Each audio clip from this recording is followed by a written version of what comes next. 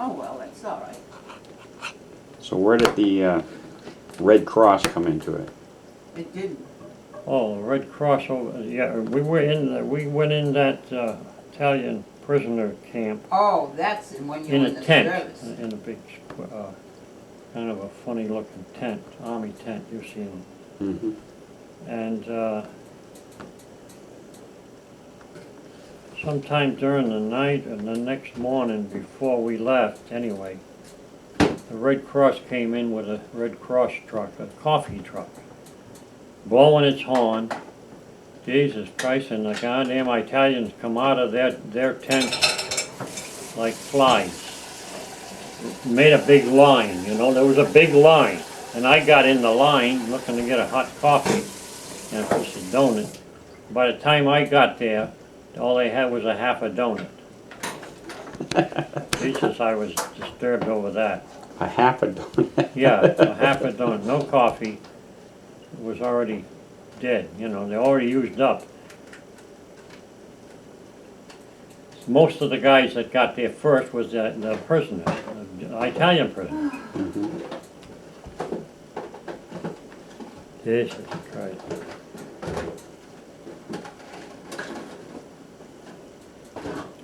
But that night when we got there, that night, the two or three guys that I hung around with, we were all together, they were married guys, and they had some money on them. I didn't have nothing.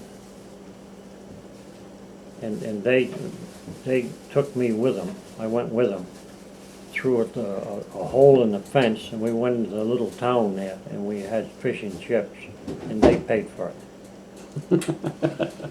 Well, that was nice. That was all right, yeah. Yeah. That was in England? Yeah. Southampton, England. I didn't know you were in England. Yeah, I knew you were in France, but I... yeah, England first.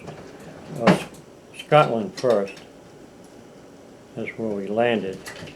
And went from there on a train. Off the Queen Mary, onto the docks, onto the railroad. Tunnels, through a lot of long tunnels. And we went to Southampton, England. That wasn't right to the camp there where we billeted, where we stayed. Yeah, we marched through the city there. So where did the pool table incident happen? Was that in France? No, yeah, that was in France. That was in Epinal, France. That was after I was wounded, and they let me out of the barracks where they had us to go, you know, fool around.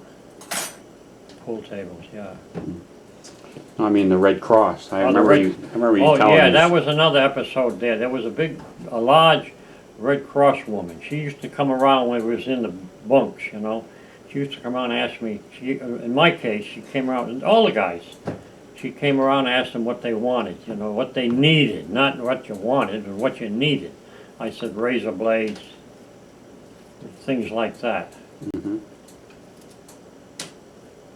And then when I got my army pay, that money was deducted. They charged you They for... charged me for the month for that. Yeah, but while I was into that ward, as we got better, we got more rowdy, you know. And I got so that I went over to the where the pool table was and things, and that's where she had her office, and she had a place in there wired off in chicken wire, with a chicken wire door, locked, and she had boxes of goodies in there, you know, and so she kept her stock in there. What kind of goodies? Candy, Hershey with nuts in it, you know. So me and this other guy one day we took and decided we were going to get in there. When she left, and she went and left, and he went and watched her, and I opened the door and got in there and grabbed a box of Hershey's. They were wormy. Yeah, when I got back to the shop, to the barracks with it, eagerly looking to give the guys free candy. The candy was moldy and wormy. So what was the, I mean, the Red Cross was back here getting contributions I know from it, I know it. everybody, and they were over there and they were charging you for everything. Yeah, yep. Yeah, it cost me for what they gave me. I don't It know. wasn't a some lot of money, you know, but it was still a charge. Jeez. Yeah, I remember you telling me that story years ago. I always lost my appetite to donate money to the Red Cross after that. people- Yeah, you always told me that, Bill.